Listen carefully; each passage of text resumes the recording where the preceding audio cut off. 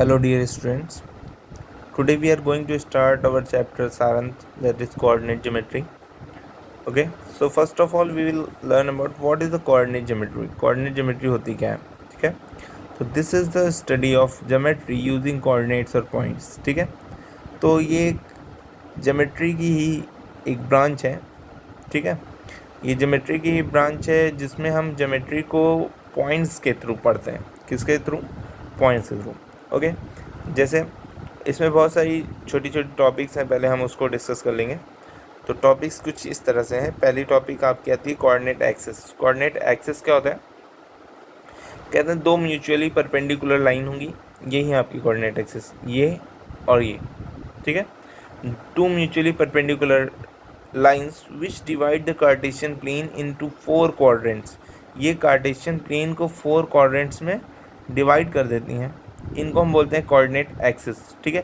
अब सबसे पहले तो कोऑर्डिनेट एक्सिस से भी पहले एक टर्म आ गया कार्टेशियन प्लेन. तो कार्टेशियन प्लेन क्या होगा? कहेंगे जिस पे ये एक्सिस को हम ड्रॉ करते हैं, ठीक है. ये कहते हैं जहाँ पर भी हमें किसी पॉइंट की लोकेशन को जानना होता है वहाँ पर हम एक प्लेन ड्रॉ करते हैं और उस प्लेन को हम कार्टेशियन प्लेन कहते हैं, ठीक है. जैसे this paper is a plane, ठीक है. And if you will take any point so we will have to take this point on this paper, ठीक है. कहाँ पर हम लेंगे पॉइंट को? पेपर पर लेंगे. तो ये पेपर जो हो गया वो क्या हो गया? Cartesian plane. यहाँ पर हमने दो एक्सिस ड्रॉ की है, इन्हीं दो एक्सिस को एक साथ हम बोलते हैं कोऑर्डिनेट एक्सिस, ठीक है. तो एक्सिस क्या है? ये प्लूरल है, ठीक है.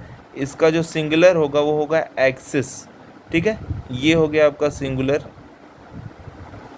और ये हो जाएगा आपका प्लूरल, ठीक. अगर आपको क्या करना होगा, किसी भी पॉइंट को रिप्रेजेंट करना होगा तो सबसे पहले एक्सिस बन गई. अब इस एक्सिस ने क्या किया? इस प्लेन को 4 पार्ट्स में डिवाइड कर दिया, 4 कोऑर्डिनेट्स में. इसको हम बोलेंगे फर्स्ट क्वाड्रेंट, इसको बोलेंगे सेकंड क्वाड्रेंट, इसको बोलेंगे थर्ड क्वाड्रेंट और इसको बोलेंगे फोर्थ क्वाड्रेंट, ठीक है. ऐसा एंटी क्लॉकवाइज जाएंगे, ठीक. First, second, third and fourth quadrant, ठीक है. इसको बोलते हैं पॉजिटिव एक्स एक्सिस, ये पॉजिटिव वाई, ये negative X axis and this is negative Y axis.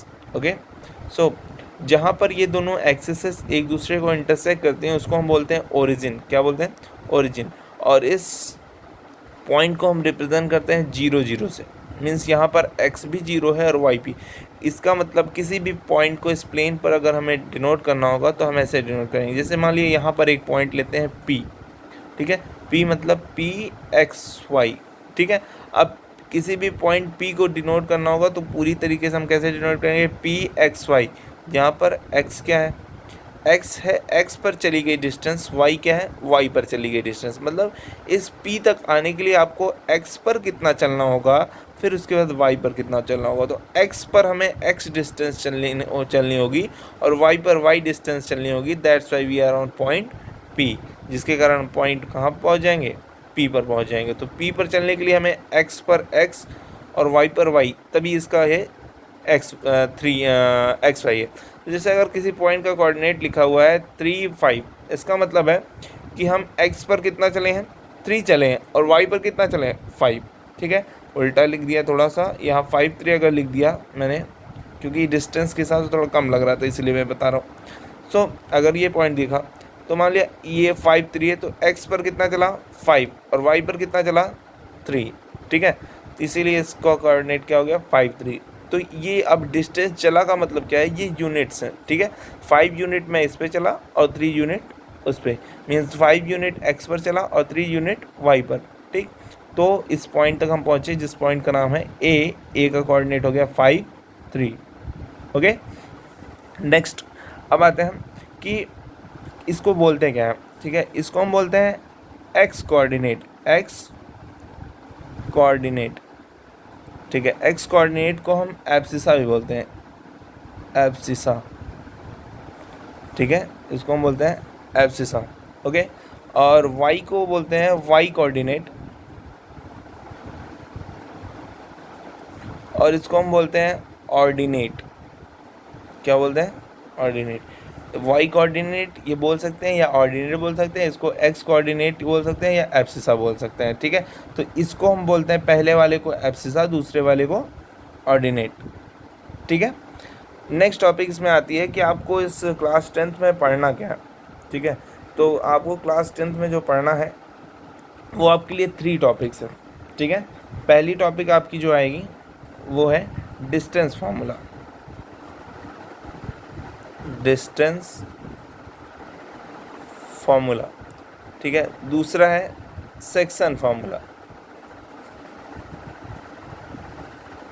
ठीक है। और थर्ड टॉपिक जो आपको पढ़नी है वो है एरिया ऑफ ट्राइंगल, ठीक है। यही 3 टॉपिक आपको पढ़नी है। डिस्टेंस फार्मूला में आपको बताया जाएगा how to find the distance between 2 points, ठीक है। डिस्टेंस फार्मूला में आपको बताया जाएगा कि how to find the distance between 2 points on the Cartesian plane, ठीक है। नेक्स्ट है सेक्शन फार्मूला। सेक्शन फार्मूला में आपको बताया जाएगा कि अगर 2 पॉइंट्स हैं, ठीक है। यहाँ पे पहले सबसे तो ए और बी, पहले मैं इस तरह से रिप्रेजेंट कर दूँ ताकि वीडियो को आप जब भी देखें आपको कुछ याद आता रहे। जैसे ए और बी है तो ए बी की आपको डिस्टेंस फाइंड करना होगा, ठीक है। ए के कोऑर्डिनेट होंगे x1 y1 और इसके हो जाएंगे x2 y2 ऐसे, ठीक। नेक्स्ट क्या होगा, सेक्शन फार्मूला। सेक्शन फार्मूला में मान लीजिए ये P एक पॉइंट है और ये Q एक पॉइंट है। अब इसका कोऑर्डिनेट x1 y1 हो गया और इसका कोऑर्डिनेट हो गया x2 y2, ठीक है। ये कोऑर्डिनेट हो गए। अब इस पर कोई पॉइंट हम लेंगे, कहाँ पर ये पॉइंट होगा, ये पॉइंट मान लिया यहाँ पर लेते हैं, तो ये पॉइंट का कोऑर्डिनेट मान लिया ये पॉइंट हो गया आपका ए और ए का कोऑर्डिनेट हो गया एक्स वाई। तो इस पॉइंट ने इस पी क्यू को कितने रेशियो में डिवाइड किया है, कैसे रेशियो में डिवाइड किया है, वो हम इस सेक्शन फॉर्मूला पढ़ेंगे। सेक्शन का मतलब होता है पार्ट कर देना, ठीक है। तो ये ए इसको किस तरह से पार्ट में कर रहा है, डिवाइड कर रहा है, वो हम यहाँ पर पढ़ेंगे सेक्शन फॉर्मूला में, ठीक है। थर्ड जो आपका आता है एरिया ऑफ ट्रायंगल। सिंपल सी बात है, एरिया ऑफ ट्रायंगल का मतलब हो गया कि 3 पॉइंट्स होने वाले हैं। तो मैं एक पॉइंट लेता हूँ एक्स, दूसरा वाई और तीसरा जेड। ये पॉइंट्स हैं, इनके कोऑर्डिनेट्स को मैं लिख देता हूँ x1 y1 एक का कोऑर्डिनेट, इसका x2 y2 होगा और इसका होगा x3 y3, ठीक है। तो यहाँ पर क्या होगा, इस ट्रायंगल की एरिया को हम फाइंड करेंगे। x1 y1 x2 y2 और x3 y3 अगर 3 पॉइंट्स दिए हुए हैं और उनके कोऑर्डिनेट्स दिए हुए तो आप कैसे एरिया ऑफ ट्रायंगल फाइंड करते हैं, यही हमको यहाँ पर पढ़ना है। तो तीनों चीज़ें जो आपको पढ़नी है वो आपको आई थिंक समझ में आ गई होगी कि आपको इस चैप्टर में पढ़ना क्या है, ठीक है। तो क्योंकि सबसे पहले किसी भी चैप्टर की स्टार्टिंग से पहले हमें अगर पता चल जाए कि हमें इस चैप्टर में पढ़ना क्या है तो हमारे लिए चैप्टर थोड़ा ईजी हो जाता है, ठीक है। इसलिए मैंने आपको ये बताया है कि आपको चैप्टर में पढ़ना क्या है। अब एक्सरसाइज की जहाँ तक बात रही वो मैं स्टार्ट करूँगा नेक्स्ट लेक्चर में, ओके।